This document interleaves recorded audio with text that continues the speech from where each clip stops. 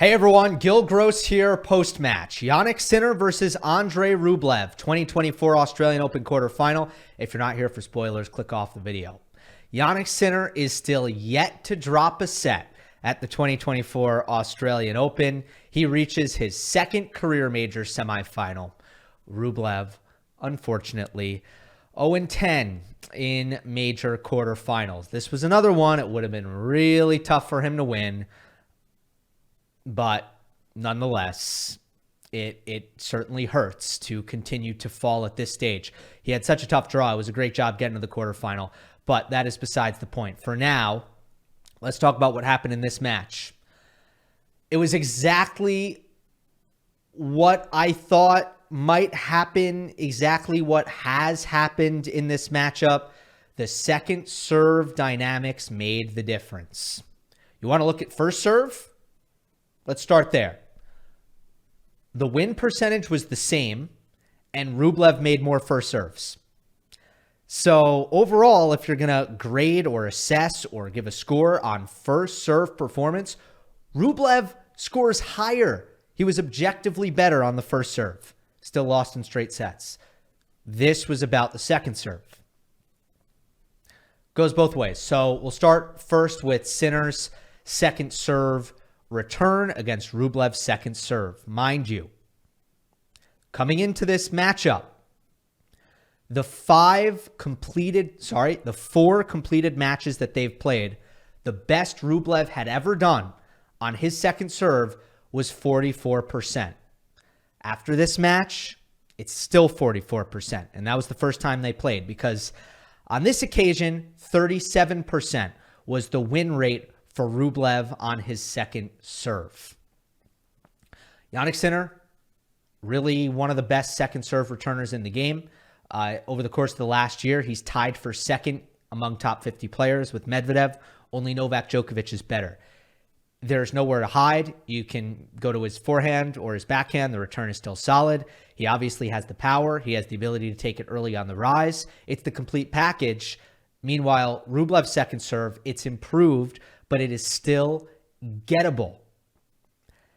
The speeds are kind of similar, but one of the things that was standing out for me about Rublev's second serve was the placement and the depth, which I thought were lacking at times. And for Jannik, the way he was returning, it wasn't very flashy, guys. It was very interesting because it wasn't one of those things where Sinner was just gunning second serve returns for winners and forced errors outright, where it was very clear, like, oh, he's just destroying the second serve.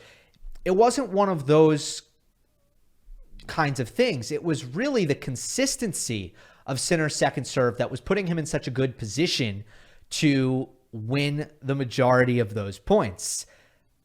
If you take a random sample of, let's say, 10 Rublev second serves, it just felt like 7 or 8 out of the 10 were deep returns into Rublev's backhand. And then Sinner could just go to work from there. Just make him hit that kind of baseline half volley on the backhand, a little bit rushed, lift up on the ball, doesn't get much on it, and then go to work from there. The consistency of the return. That was the key, in my opinion, for Sinner. Then on the other side, with Jannik's second serve, again, jamming Rublev consistently. Service winners on second serve points were pretty regular for Sinner, and he was not taking all that much risk on it. He double faulted 3 times. A lot of them, though, were just body serves, particularly on the ad side. Almost all of them were body serves. And Rublev never adjusted. This, to me, was a little frustrating about the performance. Andrey, again, and this is true when he faces big servers, too, where I wish that he had it in his playbook, among his options, to move back on the return. I don't think he needed to do it on the first serve return in this match, and I don't think the return was really much of an issue for Rublev, in particular on the first serve. But on the second serve, how do you get jammed over and over and over again? I mean, that is a problem. You have to respond to that by moving back, in my opinion, especially when you're a guy who generates a tremendous amount of weight of shot if you give yourself more time to look for your forehand, find your forehand, and take full-blooded cuts on returns of serve, like so many other players on tour are doing. Rublev has never been able to take a page out of that book. Let's move on. So that's the second serve dynamics. That really decided the match. I could almost end this here, end this there. But I will talk about the second set tiebreak. That was a key swing. It was a really good start to the tiebreak for Rublev. He won 5 of the first 6 points. 3 of the 5 that he won were on his forehand. It was him creating something great with his forehand. Firepower, serve forehand. That's how we built a 5-1 lead. What happened after 5-1? I'm going to go through it. So the 5-1 point, this was a first serve from Sinner, but it was a missed spot right at the forehand of Rublev, and he missed the return. If you look at the overall numbers, I don't think Rublev was bad on return, as I said moments ago, but this was one, you have to make that return. Next point was a long rally. Sinner actually hit some loopier ball through the middle of the court. And ultimately, I thought Rublev just he wasn't very active in looking for his forehand and then going after his forehand. There were opportunities in this point, including early in the point, for Rublev to do tremendous damage with his forehand. And he played it a little bit too safe.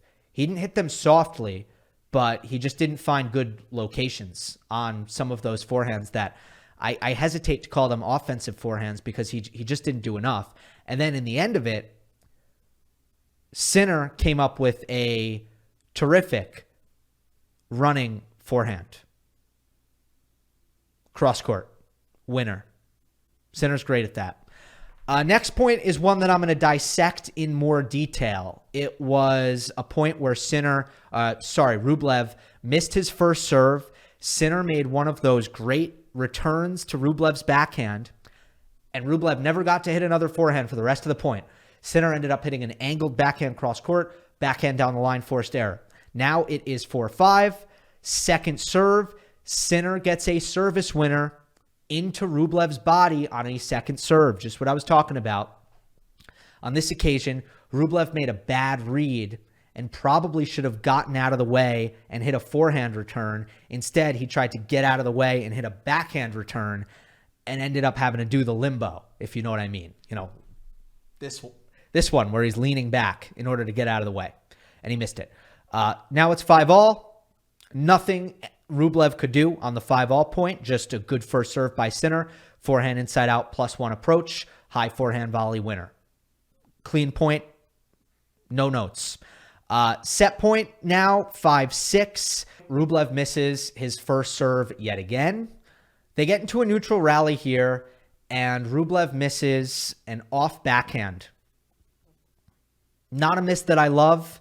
If you're going to make an aggressive error, I'd rather see Rublev do that with his forehand, especially to miss a backhand from the middle of the court. It went wide, and even if it didn't go wide, Sinner would have been there in plenty of time. It just wasn't a good miss. It was a flat-out unforced error. So that is the anatomy of the comeback. Rublev not using his forehand. Sinner doing a good job of keeping it away from the forehand. Rublev missing a couple of returns that he needs to make. Missing some first serves. Missing that backhand from a neutral spot on set point. And Sinner, really good stuff from him. 0 mistakes. Made his first serves. And came up with a brilliant forehand cross court and a really good backhand down the line. And a good serve +1 combo as well. From the back of the court, the big difference for me is how they play on the run, especially on the backhand side. Sinner has gotten himself to a point where he can hit that open stance backhand on the move like it is routine. He can do it 10 out of 10 times. He plays within himself. He's balanced. The timing on it is good. He gets depth. He gets some pace on it if he wants to get pace on it. It's such a good open stance backhand, and it just feels very, very reliable. And that's what's important when it comes to defense. Depth, get it in, and make it deep.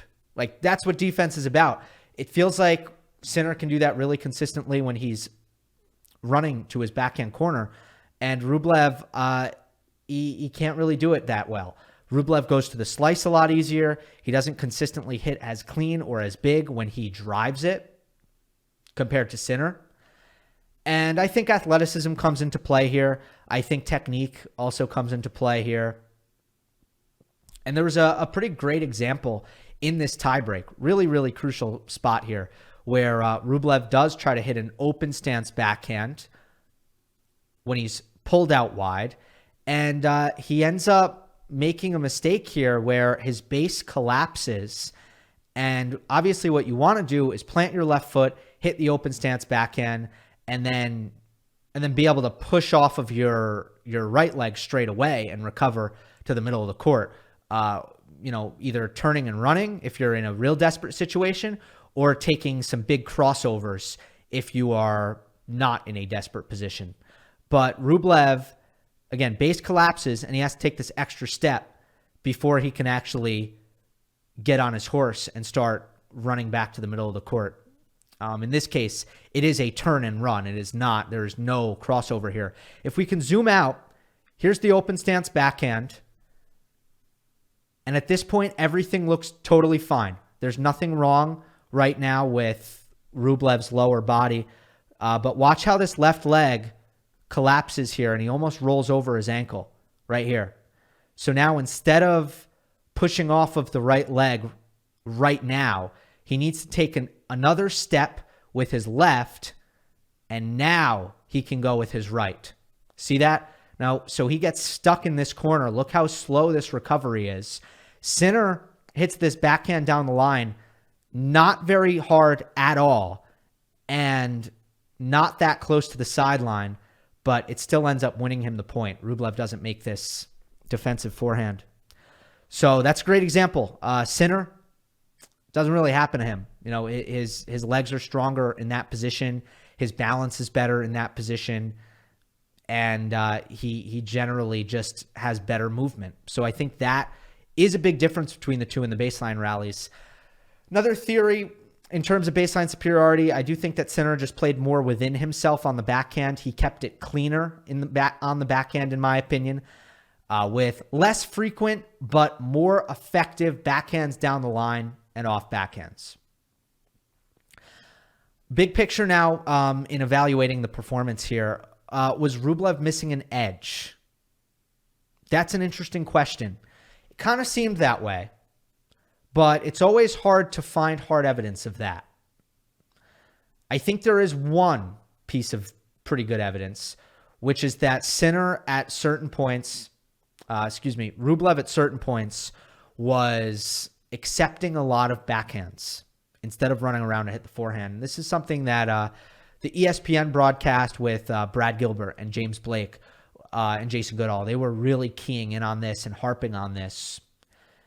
And that's an effort thing. That's an intensity thing. And you see that with Rublev. You see that with even Nadal, who is always kind of lauded for his effort. But there's still a difference, even for Nadal, there's a difference on the biggest points versus any kind of normal point with just how much effort and intensity a player is going to put into running around backhands and creating forehands. And usually the more intense and the more effort you're ready to give in, the more you're getting that forehand, the more you're looking for that. Because it's simply less footwork to just hit a backhand. It's just easier.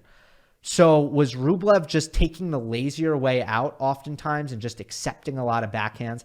Was that potentially a sign of fatigue mentally and physically? Potentially. Yeah. So I think that was a pretty good point by the ESPN crew.